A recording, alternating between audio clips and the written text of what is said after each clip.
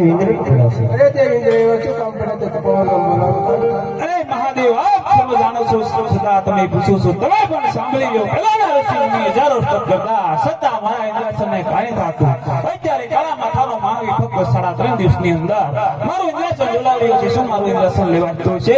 આ વિશે જાણતા હોય તો જલ્દી બનાવો. નહીંતર સંશયથી 10 દિવસની ઉદાગરી આપના શરણમાં થઈ જાઓ. અરે ઇન્દ્રદેવ એટલા બધા કરોથી ન થાવ. એ તો એક વાર લાડીલો ને પ્રેમી ભક્તો છે.